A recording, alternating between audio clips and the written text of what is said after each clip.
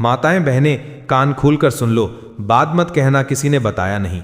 भक्तों, नवरात्रि के अवसर पर यदि आप किसी कारणवश पूजा पाठ या व्रत नहीं कर पा रहे हैं तो निराश होने की आवश्यकता नहीं है। यदि आप एक विशेष कार्य करते हैं तो आपको नवरात्रि का पूर्ण पुण्य फल प्राप्त हो सकता है। आज के इस वीडियो में हम आपको विस्तार से बताएंगे कि नवरात्रि में कौन से सरल कार्य करने चाहिए जिससे बिना पूजा पाठ के भी मां दुर्गा की कृपा प्राप्त हो सके। साथ ही हम आपको यह भी बताएंगे कि नवरात्रि के किन दिनों में महिलाओं को बाल नहीं धोने चाहिए और शास्त्रों में इस विषय में क्या नियम बताए गए हैं। भक्तों, नवरात्रि का ये महापर्व हमारे जीवन में शुभता और मंगल का संदेश लेकर आता है। 9 दिनों का ये समय गंगा जल की प्रत्येक बूंद के समान पवित्र माना जाता है। शास्त्रों में कहा गया है कि इस काल में किया गया प्रत्येक छोटा बड़ा कार्य साधक के जीवन में शुभ फल प्रदान करता है। इस वर्ष 2025 में मां दुर्गा हाथी पर सवार होकर अपने भक्तों के घर पधारेंगी। शास्त्रों में वर्णित है कि जब भी देवी हाथी पर सवार होकर आती हैं तो ये समृद्धि, सुख और धन का प्रतीक होता है।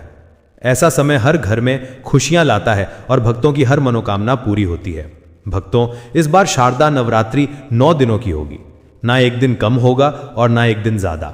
मां शेरावाली की विशेष पूजा और साधना की जाएगी। इस वर्ष शारदा नवरात्रि की शुरुआत 22 सितंबर सोमवार से होगी और 30 सितंबर मंगलवार 9 तारीख तक चलेगी। इसके बाद 1 अक्टूबर बुधवार को विजयदशमी मनाई जाएगी। इस प्रकार मां दुर्गा का महापर्व 9 दिनों तक रहेगा।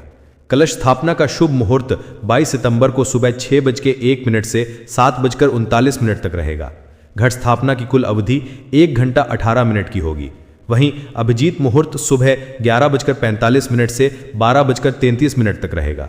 शास्त्रों के अनुसार इस काल में किया गया व्रत, जप, तप और पूजा कई गुना फलदायी होता है।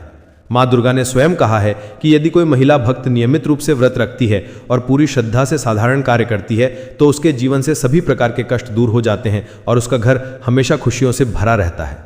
भक्तों, हमारे हिंदू धर्म में शारदा नवरात्रि को सबसे महत्वपूर्ण माना जाता है।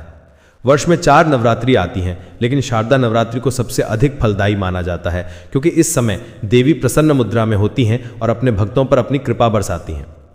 भक्तों, शास्त्रों में स्पष्ट लिखा है कि यदि इस काल में देवी की पूजा सच्चे मन से की जाए तो वो कभी व्यर्थ नहीं जाती। मां दुर्गा भक्त की हर मनोकामना पूरी करती है। नवरात्रि में किए गए उपाय शीघ्र फल देते हैं और जीवन से सभी दुख दूर हो जाते हैं। इसलिए मेरा आपसे अनुरोध है कि सच्चे मन से कमेंट बॉक्स में जय माता रानी जरूर लिखें। आज का विषय बहुत ही ज्ञानवर्धक और उपयोगी है। आप नवरात्रि में पूजा करें या ना करें, लेकिन यह एक काम जरूर करें। देवी ने वचन दिया है कि बिना व्रत और बिना पूजा के आपको नवरात्रि का पूरा फल मिलेगा। कई बार हम काम, यात्रा या अन्य कारणों से व्रत या पूजा नहीं कर पाते, तब भी निराश ना हो, बस यह खास काम करें। नवरात्रि में व्रत और पूजा से जो फल मिलता है उससे कहीं ज्यादा फल आपको इस उपाय से मिलेगा। दोस्तों, यह ज्ञान साधारण नहीं है। इस तरह की जानकारी पाने के लिए लोग लाखों रुपए खर्च कर देते हैं, फिर भी उन्हें पूरी जानकारी नहीं मिल पाती। हमारे चैनल का उद्देश्य जन कल्याण है और जन कल्याण है, इसलिए हम यह प्रामाणिक जानकारी आप तक पहुंचाते हैं। हम शास्त्रों में वर्णित उपायों को सरल शब्दों में आपके सामने रखते हैं। अगर आप भी सच्चे मन से देवी में आस्था रखते हैं तो कमेंट बॉक्स में जय माता दी लिखना ना भूलें। अब आइए जानते हैं कि शास्त्रों में नवरात्रि के दौरान मां दुर्गा को प्रसन्न करने के लिए कौन से उपाय बताए गए हैं। अगर आप ये उपाय करते हैं तो निश्चित रूप से मां दुर्गा की कृपा आप पर बनी रहेगी। अगर आप नवरात्रि के दौरान घर में कुछ खास चीजें लाते हैं तो आपके जीवन की कई समस्याओं का समाधान हो सकता है। चाहे धन की कमी हो, नौकरी हो या व्यापार में रुकावट हो, घर में कोई समस्या हो, बच्चों की पढ़ाई में दिक्कत हो, इन सब का समाधान इन उपायों से हो सकता है। अलग अलग मनोकामनाओं की पूर्ति के लिए अलग अलग उपाय बताए गए हैं। सनातन धर्म में तुलसी के पौधे को बहुत महत्वपूर्ण माना जाता है। भगवान विष्णु और मां लक्ष्मी की पूजा में तुलसी का विशेष महत्व है। मान्यता है कि अगर नवरात्रि के दौरान तुलसी का पौधा घर लाकर उसकी पूजा की जाए तो घर में सुख, समृद्धि और शांति बनी रहती है। इसी तरह तुलसी का पौधा भी बहुत शुभ माना जाता है। शास्त्रों में कहा गया है कि अगर नवरात्रि के दौरान तुलसी के फूल की जड़ लाकर उसे चांदी की डिब्बी में भरकर धन रखने के स्थान पर रखा जाए तो घर में धन की वृद्धि होती है और समृद्धि बनी रहती है। दोस्तों, जो लोग विदेश यात्रा करना चाहते हैं, चाहे काम के लिए या पढ़ाई के लिए या कोई 4 स्थानों की यात्रा करना चाहता है लेकिन कर नहीं पा रहा है, तो नवरात्रि के दौरान घर पर एक ध्वजा अवश्य खरीदें। इसे मां दुर्गा को अर्पित करें और नवमी के दिन किसी मंदिर में ध्वजा चढ़ाएं। यात्रा की सफलता के लिए मां दुर्गा से प्रार्थना करें। मान्यता है कि इस उपाय से हर यात्रा शुभ और सफल होती है। जीवन में अधिकांश समस्याओं की जड़ धन का अभाव है। आर्थिक तंगी से मुक्ति पाने के लिए शास्त्रों में नवरात्रि के दौरान चांदी की कोई वस्तु लाकर मां दुर्गा को अर्पित करने के बारे में बताया गया है। विजयादशमी के दिन उस वस्तु को गंगा जल से स्नान कराकर लाल कपड़े में लपेटकर तिजोरी में 5 चावल, 5 गोमती चक्र और 5 गौरी रखें। इससे धन के नए स्रोत बनते हैं और घर में धन की वर्षा होती है। यकीन मानिए, ये उपाय व्यक्ति को रंग से राजा बना सकता है। दोस्तों, जीवन में अगर किसी चीज का सबसे ज्यादा महत्व है तो वो है अच्छा स्वास्थ्य और तंदुरुस्ती। धन का महत्व अपनी जगह है, लेकिन अगर वो स्वस्थ ना हो तो सब कुछ बेकार है। इसलिए अगर आप बीमारियों से मुक्ति चाहते हैं और लंबी उम्र तक स्वस्थ जीवन पाना चाहते हैं तो नवरात्रि के किसी भी दिन देवी के सामने शुद्ध देसी गाय के घी का दीपक जलाएं। और इसके साथ ही आपको मां के बीज मंत्र का जाप करना चाहिए। मंत्र ये है, यकीन मानिए इस मंत्र का नियमित जाप आपके जीवन में चमत्कार कर सकता है और आपको हर तरह की बीमारियों से मुक्ति दिलाकर आपको रोगी बना सकता है। दोस्तों, हर व्यक्ति का सपना होता है कि उसका अपना घर हो, चाहे वो छोटा हो या बड़ा, लेकिन उसका घर सभी को शांति देता है। अगर आप जल्दी ही अपना घर चाहते हैं तो नवरात्रि पर मिट्टी का एक छोटा सा घर बनाकर मां दुर्गा को अर्पित करें। ये उपाय आपकी मनोकामना पूरी करने में मदद करेगा और नवरात्रि के अंत तक आप घर बनाने की दिशा में एक कदम बढ़ा चुके होंगे। इसी तरह अगर आप अपनी नौकरी में सफलता चाहते हैं, अपनी सैलरी बढ़ाना चाहते हैं तो नवरात्रि पर 3 नारियल लेकर घर में रखें और फिर नवमी के दिन मंदिर जाकर देवी को अर्पित करें। ये उपाय आपके करियर को निश्चित रूप से नई ऊंचाई देगा। भक्तों, हर कोई चाहता है कि लोग उसे पसंद करें, उसकी बातों को महत्व दें और आकर्षित हों। अगर आप भी अपने व्यक्तित्व में ये आकर्षण पाना चाहते हैं तो नवरात्रि पर 108 मनकों की एक माला लें। माला को मां दुर्गा के सामने पीले कपड़े पर रखें, उस पर केसर और इत्र छिड़कें और धूप दीप दिखाकर पूजा करें। फिर 21 बार मंत्र का जाप करें। इस साधना से आपका आत्मविश्वास कई गुना बढ़ जाएगा और आप हर जगह सबके प्रिय बनेंगे। दोस्तों, अगर आप अनंत धन संपत्ति और समृद्धि पाना चाहते हैं तो नवरात्रि पर 9 सिक्कों में से 1 रुपए का सिक्का लाएं। इन सिक्कों को गंगा जल से धोकर तिजोरी या पर्स में रखें। इससे आपके घर में कभी धन की कमी नहीं होगी और आय के नए स्रोत बनते रहेंगे। इसी प्रकार नवरात्रि में मौली धागा लें, उसमें 9 गांठें लगाकर मां दुर्गा को अर्पित करें। इससे आपकी 9 प्रमुख मनोकामनाएं पूरी होंगी। भक्तों, नवरात्रि में कमल पर बैठी मां लक्ष्मी की तस्वीर घर में लाना बहुत शुभ माना जाता है। इसे घर की उत्तर दिशा में रखें और अखंड धूप दीप दिखाएं। ऐसा करने से घर में सौभाग्य बढ़ेगा और दुर्भाग्य दूर होगा। शास्त्रों में कहा गया है कि व्यक्ति को अपने जीवन में कम से कम एक बार देवी मां को 16 श्रृंगार अवश्य अर्पित करने चाहिए। यदि यह श्रृंगार नवरात्रि के अवसर पर अर्पित किया जाए तो घर की सभी समस्याएं, कलह और झगड़े दूर होते हैं और परिवार में सुख शांति आती है। मित्रों, नवरात्रि पर घर में चांदी का सिक्का लाना भी शुभ माना जाता है। इसके साथ ही अगर आप मोर पंख लाकर घर में रखते हैं तो बच्चों की पढ़ाई में रुचि बढ़ती है, एकाग्रता आती है और घर से नकारात्मकता दूर होती है। मोर पंख वास्तविक दोष को दूर करने में भी मदद करता है। इसी तरह शास्त्रों में केले के पौधे को भी लाभकारी बताया गया है। अगर नवरात्रि में केले का पौधा लाकर आंगन में लगाया जाए और रोजाना पूजा करके जल चढ़ाया जाए तो घर में धन की कमी नहीं होती। वास्तु के अनुसार नवरात्रि का समय बहुत शुभ होता है। इस समय अगर घर में चांदी का कछुआ रखा जाए तो घर में सुख, शांति और समृद्धि आती है। इसी तरह अगर विजयादशमी के दिन चांदी का कमल लाकर माता के साथ पूजन करके खजाने में रखा जाए तो कमल में जितनी ज्यादा पंखुड़ियां होंगी, आपके लिए धन के उतने ही ज्यादा रास्ते खुलेंगे। अगर कमल में 8 शाखाएं हैं तो 8 दिशाओं से धन आएगा। भक्तों, अगर आप शत्रुओं और विरोधियों से परेशान हैं तो नवरात्रि पर घर में त्रिशूल स्थापित करें, इससे शत्रु शांत होंगे। नवरात्रि पर माता के चरणों में जल अर्पित करना भी अत्यंत फलदायी माना जाता है। इस उपाय से व्यक्ति को धन, वैभव और शक्तियां प्राप्त होती हैं। एक विशेष उपाय यह है कि सप्तमी तिथि को 21 लाल फूलों की माला बनाकर देवी काली को अर्पित करें। यकीन मानिए, ये उपाय आपकी सभी मनोकामनाओं को तुरंत पूरा करेगा। मित्रों, इन सभी उपायों को श्रद्धा और विश्वास के साथ करें। नवरात्रि का ये पावन समय आपकी सभी समस्याओं का समाधान है। ये आपके भाग्य को उज्जवल कर सकता है और सौभाग्य के नए द्वार खोल सकता है।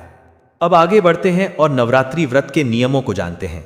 क्योंकि नवरात्रि में 9 दिनों का व्रत रखा जाता है और अगर इन नियमों का पालन नहीं किया जाता है तो व्रत का पूरा फल प्राप्त नहीं होता।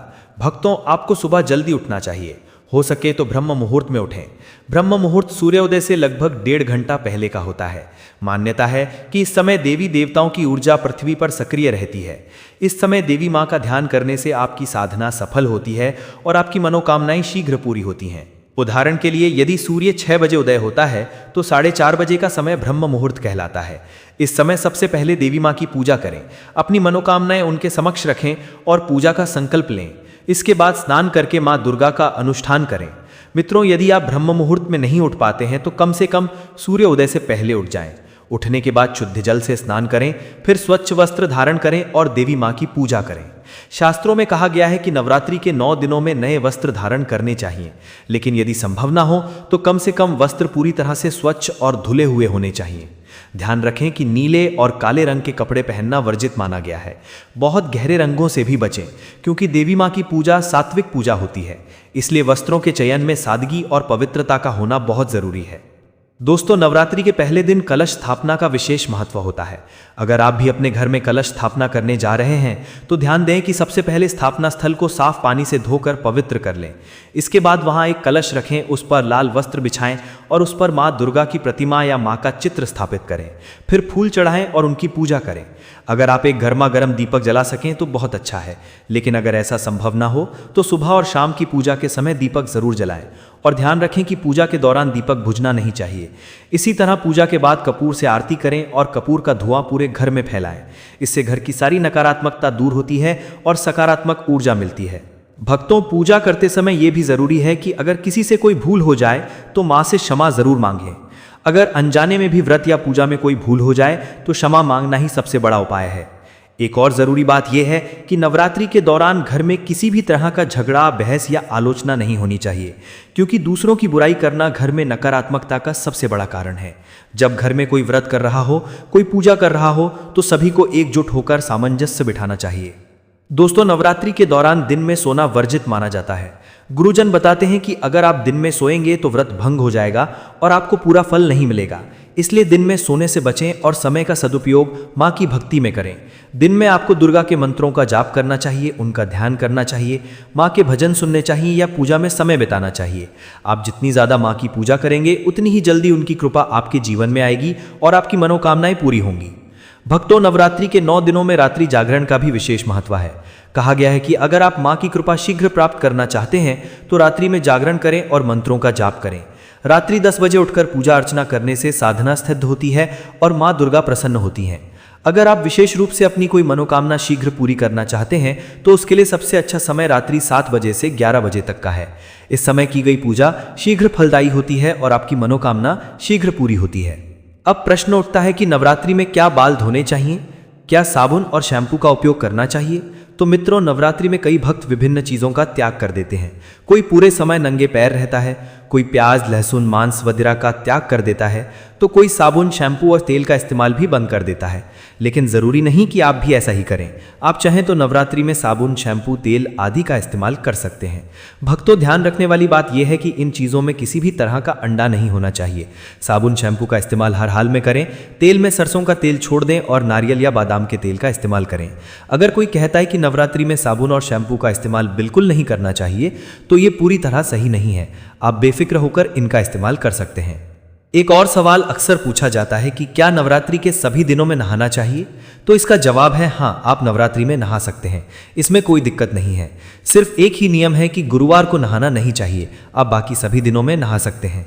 तो दोस्तों, आज के वीडियो में हमने आपको बताया कि नवरात्रि में किन बातों का ध्यान रखना चाहिए, क्या करना चाहिए और क्या नहीं। हमने बाल धोने और साबुन, शैम्पू, तेल के इस्तेमाल की सच्चाई भी बताई। अगर आपको आज की जानकारी उपयोगी लगी हो तो इस वीडियो को लाइक करें, चैनल को सब्सक्राइब करें और बेल आइकन दबाएं, ताकि आपको ऐसे ही और भी जानकारी पूर्ण वीडियो मिलते रहें। अगली बार हम आपसे एक नई जानकारी के साथ मिलेंगे। तब तक स्वस्थ रहें, सुरक्षित रहें। धन्यवाद। ऐसे ही भक्ति और आध्यात्म से जुड़े दिव्य वीडियो रोजाना देखने के लिए RTV भक्ति को सब्सक्राइब करें और बेल आइकन दबाएं।